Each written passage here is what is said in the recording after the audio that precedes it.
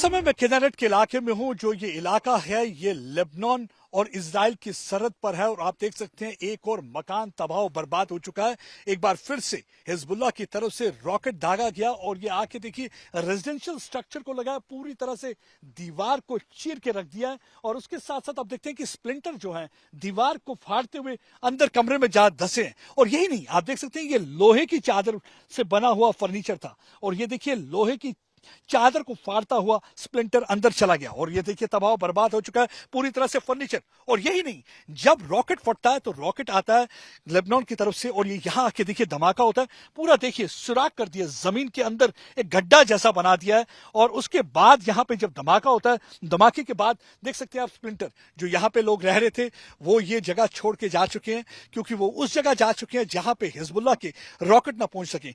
लगातार देखिए जो पिछले 72 घंटों में देखा जाए तो 400 से 500 के करीब जो है रॉकेट दागे गए हैं। ज्यादातर या तो टारगेट उनका हाइफा का इलाका रहता है या जो सरहदी इलाका है, किर्यात शिमोना का इलाका है, किन्नरेट का इलाका है, जो सफ्ता का इलाका है, यहां पे इलाके में टारगेट किया जा रहा है, क्योंकि इनकी कोशिश ये है कि ज्यादा से ज्यादा यहां एक डर का माहौल पैदा किया जाए। जैसे जैसे इजराइल वहां पे हिजबुल्लाह के ठिकानों पे बम्बार्डमेंट कर रही है, वैसे वैसे देखा गया कि उनकी तरफ से भी तेजी आ रही है। लगातार रॉकेट दागे जा रहे हैं। ज्यादातर हालांकि रॉकेट जो है वो न्यूट्रलाइज किए जाते हैं जो एरियल डिफेंस सिस्टम है इजराइल का, लेकिन कुछ रॉकेट जो है आसमान को चीरते हुए ऐसी जगहों पर आकर गिर जाते हैं। आप देख सकते हैं उसकी वजह से कैसे ये रॉकेट यहां पे गिरा है। और देखिए ये फर्नीचर था कुछ देर पहले तक, लेकिन अब ये लगता नहीं कोई भी बात फर्नीचर जैसी, पूरी तरह से तहस नहस हो चुका है। हर चीज यहां पे तितर बितर पड़ी हुई है। और आपको फिर से मैं दिखाता हूं, एक बार देखिए फिर से यहां पे रॉकेट गिरता है, उसके बाद यहां पे एयर कंडीशनर था।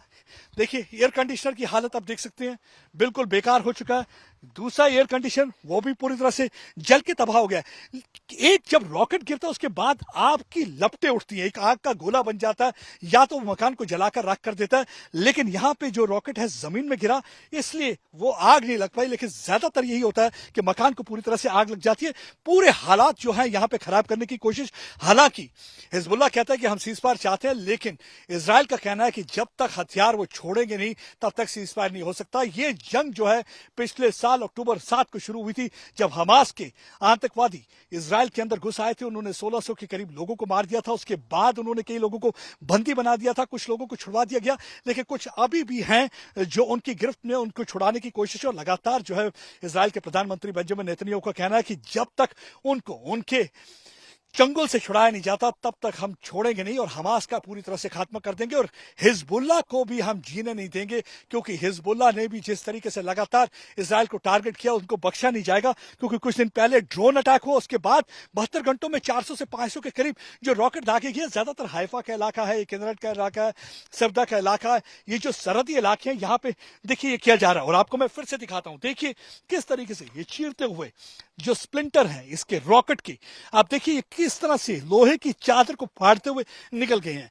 ये लोहे का फर्नीचर था, लोहे का फर्नीचर देखिए किस तरीके से ताश के पत्तों की तरह बिखरा हुआ नजर आ रहा है।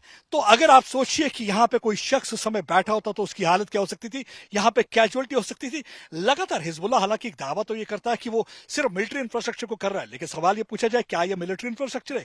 ये तो रिहायशी मकान है, ये सिविलियन और रेजिडेंशियल एरिया है। यहां पे तो मिलिट्री का स्ट्रक्चर दूर दूर तक कोई नजर नहीं आ रहा। किस तरीके से देखिए लगातार यहां पे कोशिश की जा रही है लोगों को निशाना बनाया जाए, कैजुअलिटी की जाए, नुकसान किया जाए, डर का माहौल पैदा किया जाए। लेकिन इन सब हालातों में लड़ाई थमने का नाम नहीं ले रही। लगता है कि ये लड़ाई लंबी चलने वाली है। एक बार फिर से सबकी नजर है इजराइल पे। क्या इजराइल ईरान पे हमला करेगा? क्या उसकी न्यूक्लियर क्षमता को खत्म करने की कोशिश करेगा?